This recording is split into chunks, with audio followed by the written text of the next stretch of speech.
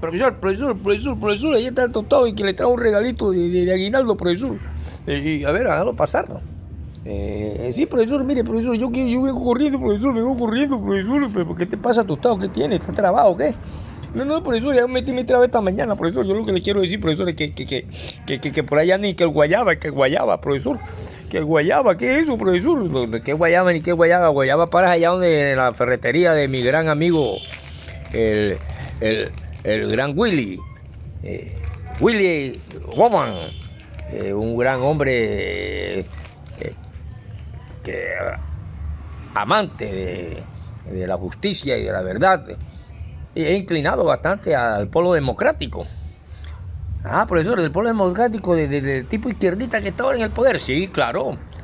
Porque que la izquierda hace presencia en Colombia allá en las épocas más o menos del 2003, 2004, cuando aparece nuevamente, renace con un Garzón que se convierte en alcalde o primer candidato a alcalde de Bogotá.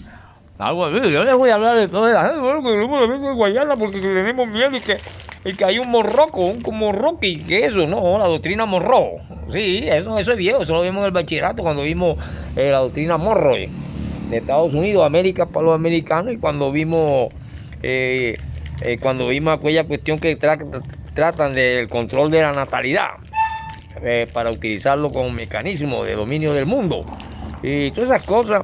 Es lo que está pensando en el presente cuando ya después de un análisis en Oriente que se analiza a esta cultura americana poniendo su garra en todos los países y con esa doctrina ya caduca de América para los americanos, se le considera ya en la China y toda esa parte como el tigre de papel y que se volvería peligrosísimo como 100 dinosaurios hambrientos y deseosos de sangre y hambre, y se revolcaría el monstruo más fuerte en sus momentos de debilidad. Así lo pensábamos ya desde 1973, 74, 70, cuando se veían estas doctrinas en el bachillerato, la doctrina Monroe, del tigre de papel de Norteamérica.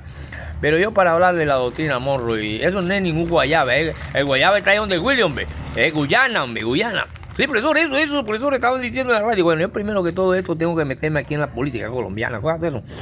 En la política colombiana, y gracias, Tostado, por la galletita, Tostado. Tendría que meterme en lo que se conoce como la América Sur. También hay parte para llegar hasta acá, esta América del Sur, que se conoce como Suramérica Septentrional. Pero para llegar a Venezuela tenemos que pasar por una América Central y una América del Sur para ver que hay un río que surge desde allá, de aquellas partes, y llega hasta acá, hasta el Meta, que se llama el río Orinoco. Y como les dije en una clase, tiene frontera el Meta con Venezuela, y por eso nos hace hermanos entre Venezuela y Colombia, y que hay un río que nos une, que es el río Orinoco, allá en el norte, y que limitamos acá al sur con un país petrolero como Brasil, que también tiene fronteras y llega hasta allá, y creo que tiene que ver con esta cuestión de Guyana, y está aquí en Sudamérica. Sitúense primero Sudamérica, para poder analizar a Venezuela y qué es lo que pasa con la izquierda colombiana, cuando aparece un Eduardo Garzón, que fue candidato del Polo Democrático, quien tenía una gran experiencia en la política sindical y se convirtió en el primer alcalde de izquierda de la capital colombiana en los últimos 50 años. Y entonces esto sucedió estamos en un octubre, cuando renace esta izquierda. Allá en el 2004 hay tragedias aquí en Colombia, y hay grandes cuestiones como que suceden entre el 2003, que creo que es cuando llega por primera vez a la presidencia un Álvaro Uribe Vélez, y que tiene y hace todo lo posible por tener lazos de paz con los paramilitares. Eso fue en junio. Y en esa época también se reciben en cultura premios Nobel, premio Rómulo Gallego, de un hombre llamado Fernando Vallejo. Y hay referendo donde se responde Uribe a estas cuestiones, y donde no se alcanzaron votos, pero aquí lo que sucede es que también en esa época sucedió allá en el 2003, cuestión de Álvaro Uribe Vélez en Colombia, que se caracterizó por la intensa campaña emprendida por el presidente a favor de un referendo porque quería cambiar la constitución, en un intento que hizo. Y en las cuestiones políticas, en esa entonces la guerrilla por su parte arrecia su ofensiva contra los centros urbanos. De aquí aparece un carro bomba en el Club del Nogal, y en mayo asesinan a gobernadores y exministros secuestrados. Por lo tanto, se recrudece la lucha política y la paz se llena de sangre de esa débil paloma. Y en esa época, sí, en junio, ahí el gobierno, muy amablemente con los paracos, trata de hacer el proceso de paz. Y entonces, ¿por qué no va a extrañar que hayan procesos de paz con un ELN, un EPL? El día que quieran podemos hablar de esta cuestión de la historia de cada uno de estos partidos, o partidos no, grupos que golpean y se esconden, que se llaman guerrilla en todas las partes del mundo. Esto costó en política crear y representó para la imagen internacional de Colombia una cuestión y una reputación tenebrosa en cuanto a jefes varas y guerrillas. Por lo tanto, nos movemos en eso, mientras en Venezuela, y Tostado, siéntate, ya sabes que no es ningún guayaba, el guayaba está allá donde el Willy, ferretería más por menos, o más por menos, de Will Woman, un alemán, amigo, muy amigo, muy buena persona. Resulta que si la Guyana, prácticamente nosotros para hablar de esto tenemos que analizar las costas del Caribe, tenemos que analizar ciertas cuestiones históricas y tratados y cuestiones, pero vamos a situarnos aquí en esta Venezuela, que en última instancia su verdadero nombre es Pequeña Venecia. Pequeña Venecia significa Venezuela, y así un familiar mío antiquísimo que llegó, Américo Vespucio, que fue el que descubrió a Venezuela, le colocó este nombre porque se parecía mucho a Venecia, y le vino a la memoria al ver pegar todo ese poco de indios en cuero, en palafitos y cuestiones. Decía, ay, esto se parece allá donde paran en canoa de una parte para otra allá en Venecia, y le colocó Venezuela, que significa Pequeña Venecia, y encontró perlas, encontró oro, encontró una cantidad de cosas.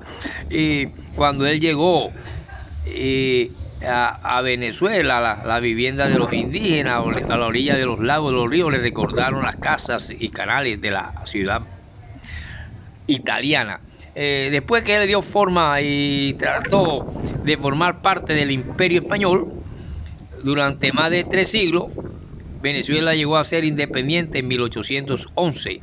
Actualmente este es un país de enormes contrastes.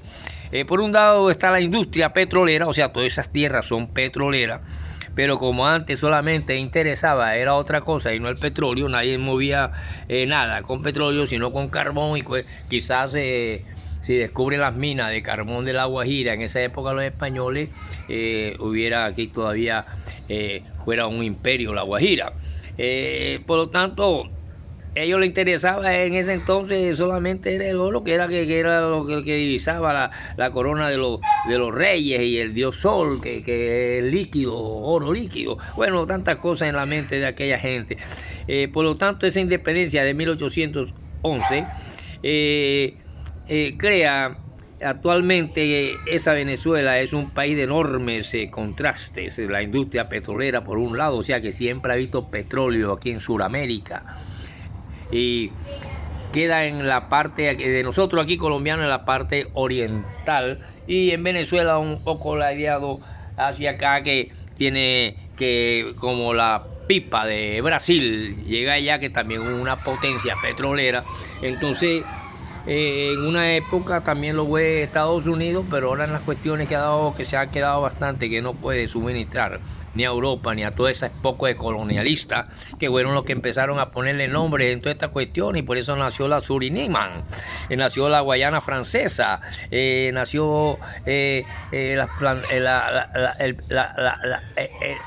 explotamiento de las grandes plantaciones de azúcar. Le interesaban eran las cuestiones aquellas que empezaron con las cuestiones naturales, así como se convirtió el tabaco, pero no el que fuma el tostado, sino el tabaco como planta lanceolada, y que crea la primera industria en Europa, como fue el tabaco, cuando ellos llevaron esa planta allá a Europa, aquí sacada aquí de cerca, Cuba y todas estas islas por acá, y sacaron el tabaco, y entonces los reyes, la más grande industria, primera industria que hubo en el mundo europeo fue el fumar, y habían pipas de oro de los reyes y los condes, y ahí echaban masticado el tabaco y se lo fumaban. Todavía ni idea. Bueno, los indios sí se fumaban tu tabaco de vez en cuando, y quizás allá también el diablo, cuando había venido aquí con un pantalón caqui, se fumaba su tabaco mientras hacía negocio. Yo creo que ya el narco, las cuestiones narcóticas y los narcos existían. El diablo fue un narcotraficante. Veían al hombre fumando tabaco y hablando, y nadie le paraba ahora en los pueblos. No, y ese hombre y tal, y el diablo. Y vamos a ver que era un hombre colonialista. Hace un gringo, un europeo, una cosa, venía a buscar con los indios y a fumarse su vaina en la puerta, y se llevaba su vaina. Nadie decía nada, y por eso hubieron grandes hombres que se volvieron riquísimos en los pueblos, y nadie sabía de dónde podían conseguir ese dinero, pero quizás ya había narcotraficantes indígenas y todas esas cuestiones que negociaban los grandes caciques, que siempre eran bobos, y aquellos les imponían. Así Estados Unidos les impuso a través de la doctrina Monroe que todos nosotros les pertenecemos, y así se hacen dueños de las cuestiones, y podemos entender mejor a esta Venezuela. Resulta que en Venezuela las tribus de la selva tropical son realmente los pocos indígenas que aún sobreviven en ella, y habitan en el remoto interior del país, cerca de la frontera con Brasil. El principal grupo es el de los Yanomami, con una población de más de 17.000 personas, 17.000 indios. Yanomami, esta tribu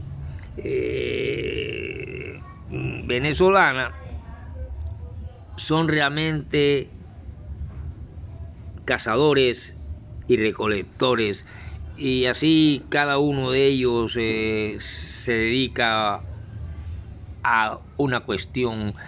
Pero y así esta Guyana aparece netamente como con sus plantaciones de azúcar, con sus cuestiones, y en una pobreza absoluta. Pero aparece que en todas esas tierras venezolanas, en donde ya habían puesto el pie los conquistadores, los colonizadores, los saqueadores ingleses, franceses, y con el sopretexto de traer algún desarrollo, como ahora no, que ahora le estamos trayendo desarrollo porque tal petrolera le hizo una carreterita con el mismo asfalto, porque el asfalto sale del petróleo, con el mismo asfalto, así como salía el asfalto de los ladrillos para hacer la Torre de Babel allá en esas tierras que hay petróleo y todas esas cuestiones. Entonces, esta Guyana así queda en la parte nororiental, inclinada bastante con la pipa con Brasil, por lo tanto también es limítrofe, y así podríamos empezar esta cuestión de la Guyana, para entregarle esta primera parte y decirles que en Guyana solo viven alrededor de más de 800.000 personas, pero la mayor parte de las cuales habita en lo que se conoce como la planicie costera, y alrededor de la capital, una capital llamada Johnstown. Fíjate que su nombre es inglés, o sea, de colonizadores y piratas ingleses y todas esas cuestiones, saqueadores de la antigüedad, que ahora a través de la cuestión geopolítica que quedó dominada por el imperio angloamericano y las cuestiones francesas y todas esas cuestiones, colonizadores todos, quieren pasarse por el forro lo que fue la independencia de 1811, donde todas estas cuestiones pertenecen acá, a la América del Sur. y que hay un río que surge de allá y el famoso Esequillo y que tienen sus divisiones hoy en día. Ese río Orinoco nos abraza también a nosotros y nos une. Con una lancha llegamos hasta allá, una lancha esa de motor, en varios meses de camino o días de aquí del Meta por las orillas. Entonces esto es una planicie costera y vemos entonces que Guyana toma su nombre de un término nativo, o sea que hasta su nombre es nativo, indígena, indio, que significa tierra de muchas aguas. Debido, entre ese está el río Esequillo, está el río Orinoco, está el río no sé qué, está el río tal, el río cual, y así nos unimos Brasil, Colombia, Venezuela, en Suramérica, que no es de los americanos, de ellos es la doctrina, el escritor, el pensador que hizo esas cuestiones, pero en la realidad estamos lejos, y ese pueblo siempre estuvo lejos de todos esos colonizadores y conquistadores hasta que llegaron a hacer tratados y cosas y eran los que ponían los límites y tal, pero no a nadie le interesaba nada. Y ahora que están en una quiebra y necesitan gas, necesitan petróleo, necesitan alumbrarse en Europa, necesitan esto, sacan ahora y quieren unirse quizá a través de una OEA o de una ONU para ver cómo avasallan nuevamente a Sudamérica. Y entonces la culpa se la echan, no, que el presidente de Venezuela, que porque es socialista, porque al ser socialista y ser comunista, no dice, y que cuando la cuestión de los españoles, en vez de decir que Jesucristo murió en el imperio, bajo el imperio romano, dice que el imperio español, por eso él no sabe nada de eso, pero él sí conoce y su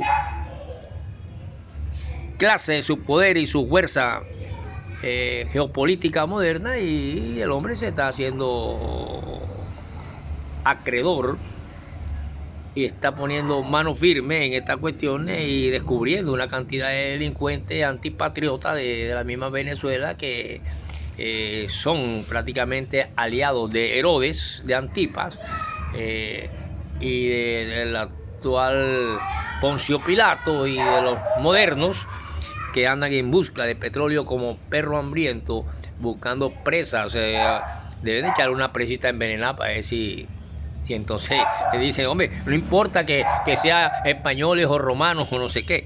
Por lo tanto, tenemos que hay un océano que se llama el Océano Atlántico y que nosotros vemos que en algún tiempo Guyana fue colonia británica, en un tiempo, pero ya vimos que se independizó hace rato, pero en este entonces obtuvo su independencia en 1966. Se independizó Guyana de los ingleses y Venezuela desde el 11, y esa parte pertenecen a Suramérica, no a Europa, ni a Norteamérica, ni a ningún inglés, ni nada de esas cuestiones.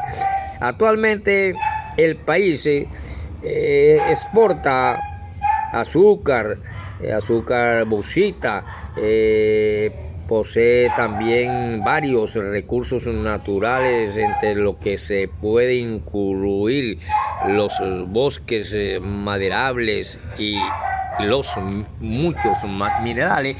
Y ahora que descubren petróleo, y hay grandes riquezas de oro, bueno, la que se llevaron los antiguos colonizadores y conquistadores, pero que ya no hacen nada ahí, porque Venezuela se independizó hace rato y los tratados son otra cosa. Por lo tanto, podemos dejar esto aquí y les prometo que seguiremos viendo la cuestión de Guyana, porque tenemos que hablar entonces de la cuestión de Surinam y la Guayana francesa. Se los prometo en Literofilosofía, que tenemos que dar muchas materias para poder formar a un literofilósofo que hace preguntas, y por eso no importa que el presidente no siga lingüística haya dicho, en vez de imperio romano dijo imperio español cuando Jesucristo, pero imperio es imperio, sea español, sea romano o sea inglés o sea norteamericano actualmente, que se mete en las narices donde no tienen que meterla, porque eso pertenece a Sudamérica, de la América septentrional hacia acá, de Sudamérica, y aquí tiene que ver nuestros hermanos países, Brasil, Venezuela frontera con Colombia, un río Orinoco que nos une y podemos llegar hasta allá, un río Usaquillo, etcétera, etcétera, y vemos qué pasará. Pero la geopolítica moderna está que estalla y ya no estamos que nos tienen y tenemos que aceptar todo lo que nos impongan. Eso fue en otra época.